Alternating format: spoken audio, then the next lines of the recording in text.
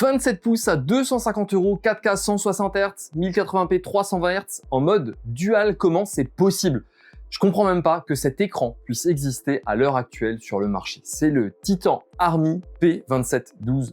Alors de base, on reçoit un bon gros carton. À l'intérieur, il n'y a pas grand chose. Il y a l'alimentation, le pied en deux parties, la notice, un passe-câble qu'on peut directement brancher dans la partie basse du pied et un câble DisplayPort. Oui, c'est un câble DisplayPort. Alors, il n'est pas très long, mais il fonctionne très bien. Je l'ai utilisé pendant tous les tests et franchement, ça fait très bien le taf. Et il y a l'écran forcément aussi dans le carton. Au niveau mécanique, il faut quand même savoir deux choses qui sont relativement cool. Déjà, le montage, sans outils, super facile, même si en vrai, le pied bouge un peu, mais c'est pas franchement la catastrophe. C'est surtout quand on va dans le menu, il faut le tenir l'écran, sinon franchement, il donne le mal de mer. Et il y a la possibilité de le mettre directement au portrait sur son pied. Alors ça, forcément, même si c'est pas si rare dans le monde des écrans à l'heure actuelle, il faut quand même le savoir. On a le support en lui-même qui permet une inclinaison entre moins 5 degrés et plus 20 degrés et un réglage de la hauteur sur 10 cm.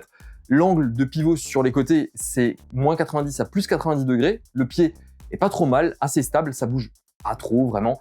Et on a en plus des LED RGB sur la partie arrière de l'écran. Alors, je reviens quand même sur la partie LED parce que quand même c'est un truc que j'ai pas compris. C'est un écran qui vaut là à l'heure actuelle entre 240 et 250 € et on se retrouve avec des LED sur les côtés qui servent pas à grand chose, elles sont pas très lumineuses.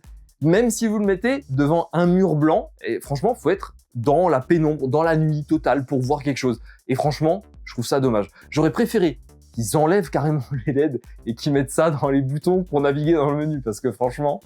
Alors justement, pour la partie simplement esthétique, c'est du plastique cheap. Non, on va pas dire que c'est cheap, on va dire qu'ils ont fait au mieux pour le budget. Vous retrouvez un plastique très classique, hein, qu'on retrouve un petit peu partout, qui prend pas trop les traces de doigts, qui donne d'ailleurs, ils ont donné un effet un peu carbone à certains endroits, mais ça reste du plastique. Il y a un peu de métal brossé aussi, pareil, toujours, ça reste plastique très classique, franchement très simple. Mais par contre, l'effet global, c'est plutôt très convaincant. Et franchement, on peut pas dire le contraire. On a des écrans qui sont de moins bonne facture et qui sont plus chers. Donc sur ce coup-là, c'est vraiment une belle réussite. Au niveau de la dalle, c'est une dalle mat. En même temps, on s'en doute à ce niveau de prix, mais elle fait le boulot plutôt bien, même si on aurait préféré un traitement anti-reflet, plus quali, mais ça le fait carrément bien. Au niveau des interfaces, des ports derrière, on a deux HDMI et deux DisplayPort avec une sortie audio et c'est fini. Ça permet de faire d'ailleurs du picture in picture. Donc on a deux entrées, on a un écran qui est centré en principal et un écran sur un coin, ou alors le picture by picture, ça sépare l'écran en deux. On n'a pas non plus toute la partie style KVM où on peut brancher directement l'USB sur son écran. Et franchement, ça permet de faire des setups très cliniques. Là, on n'y arrive pas à 100%. Si on a tous les ports et tous les câbles qui sont branchés, il y a des écrans qui font un peu mieux, notamment chez Asus, où il y a un peu des trous partout pour passer les câbles. Là, on doit juste ruser. Alors, la fiche technique, donc on a vu, c'est un 27 pouces, ça c'est OK, avec une dalle Fast IPS qui permet un contraste de 1000:1. La résolution native, c'est vraiment la dalle qui est en 4K, donc 3840 par 2160 pixels. Dans le mode dual, on est en 1920 par 1080, donc c'est un 1080 classique, avec un taux de rafraîchissement de 160 Hz natif et 320 Hz en dual mode. On est sur une colorimétrie qui est plutôt très cool, très maîtrisée. J'aime les belles couleurs. Eh ben, j'ai passé cet écran à la sonde et je vous mets le profil en description. La couverture des couleurs, on est à 95% du DCI-P3, 95% de Adobe RGB et 99% du sRGB qui est annoncé. J'ai trouvé quasi les mêmes choses de mon côté, un petit cran en dessous en DCI-P3, mais sRGB donne la valeur quasi parfaite. Après sonde, on est vraiment très proche, même pour la mesure du respect des couleurs qu'on appelle delta E. Elle est donnée pour inférieur à 2,2, ça c'est OK, il faut se dire que plus c'est petit, mieux c'est. On est ici en dessous de 2 et sur une échelle de 0 à 100, en dessous de 2, on estime que les couleurs sont proches du naturel. L'écran affiche les couleurs précises. Mais par contre, pas partout sur l'écran de manière uniforme. En gros, le centre, c'est bien. Le côté droit, ça va aussi. Mais c'est un tout petit peu moins bon sur le côté gauche, ce qui est assez étonnant en soi. Pareil pour les couleurs et le respect de l'affichage. J'ai demandé une couleur de lumière de 6500 Kelvin, donc une couleur blanche un peu froide, et j'ai eu 6479 Kelvin, soit moins de 1% de différence. Ça reste impressionnant de maîtrise pour un si petit prix. Attention, par contre, les modes de couleur que vous trouvez dans le menu sont moins bons que le modèle le mode de couleur par défaut. Donc, laissez en mode par défaut, appliquez le profil que je vous donne en description, réglez luminosité et contraste, et voilà, pas plus, pas moins. On est sur une dalle ici qui est donnée pour 350 nits en SDR, 400 nits en HDR, mais j'ai plutôt trouvé à la sonde quelque chose comme 385 nits en SDR, 380. La seule chose après réglage, c'est qu'on se rend compte que la lumière n'est pas uniforme sur la dalle. En gros, pareil qu'avant, sur le centre ça va, le côté droit ça va, côté gauche, j'ai recommencé plusieurs fois, sonde chaude, tout, on a une différence. Vous voyez d'ailleurs le côté rouge sur l'image. Après, encore une fois, c'est à prendre avec de sacrées pincettes, parce que partout, même dans le rouge, on est largement au-delà des spécifications qui sont données par Titan Army. Mais on a un truc avec ce côté gauche, et franchement, je peux pas l'expliquer. Je sais pas d'où ça vient. Il n'y a pas de fuite de lumière particulière qui ont été détectées. Là aussi, c'est plutôt propre. Après, on n'est pas sur du OLED, c'est du Fast IPS, donc on voit la lumière, c'est tout à fait normal. La construction, d'ailleurs, y est pour beaucoup. On a une légère fuite dans le coin en haut à gauche, mais je pense plutôt que c'est le châssis qui vient légèrement pousser la dalle. C'est la même chose dans le coin en haut à gauche, mais plus léger encore. Alors, j'ai déjà vu des trucs bien plus mauvais, des prix bien plus élevés. La qualité de fabrication et surtout d'assemblage, il est franchement pour beaucoup. Après, on va parler du menu. Alors pour le menu, quel enfer ces boutons. Un petit joystick, c'est tellement plus sympa là. Il y a carrément une courbe d'apprentissage pour les boutons et la navigation dans le menu. Le premier, il sert à ouvrir le menu, mais aussi à valider dans le menu. Le haut, c'est vers le haut, mais dans certains menus, ça sert aussi à aller à droite. Pareil pour le bas, ça va aussi à gauche. Franchement, c'est pas facile, c'est pas intuitif, ça se fait, mais en vrai, c'est pas fait pour tout toucher tout le temps. Dans les modes et les réglages, il y a plein de petites subtilités pour le gaming. Mais en vrai, c'est tellement relou. Alors après, il y a les modes avec les réticules qui viennent se mettre en avant des jeux. Mais c'est du hardware, donc forcément, c'est pas vraiment du cheat. On va dire que c'est une aide, mais bon, après, à vous de voir. Il y a aussi un mode vision d'aigle où ça zoome la zone centrale pour la mettre sur un côté. Bon, après, plein de modes de couleurs, 12 je crois, qui modifient la lumière, la couleur en fonction de ce que vous voulez faire. Mais le meilleur mode, ça reste le mode par défaut.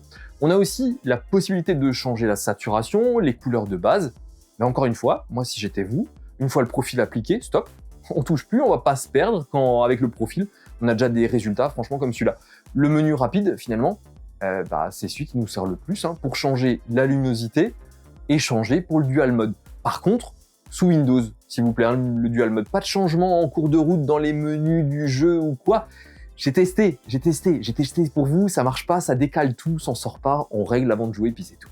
Enfin, on va parler des perfs. Alors, j'ai pu filmer l'écran à 300 fps pour montrer la différence de perception entre le 160 Hz et le 320 Hz sur UFO-Test, et surtout pour la partie ghosting. Alors attends, je t'explique c'est quoi le ghosting. Le ghosting, c'est ce qu'on appelle des images fantômes. C'est aussi ce qu'on appelle la rémanence, qui vient en fait de la vitesse de rafraîchissement de l'écran, mais aussi du temps de réponse de la dalle. Il ne faut pas confondre les deux. Ici, on voit bien qu'en 320 Hz, il y a une différence entre les images, mais c'est vachement réduit, quoi qu'il arrive. Après, il y en a un léger, mais ça, c'est un décalage aussi pour de la prise de vue. J'ai pas une caméra qui est assez puissante. Bref, les images fantômes sont réduites à leur minimum en 320 Hz et restent tout à fait acceptables en 160 Hz. Donc, c'est très confortable finalement. Et pour les perfs en jeu, en FPS, est-ce qu'il y a une différence entre les différents modes et est-ce que c'est mieux?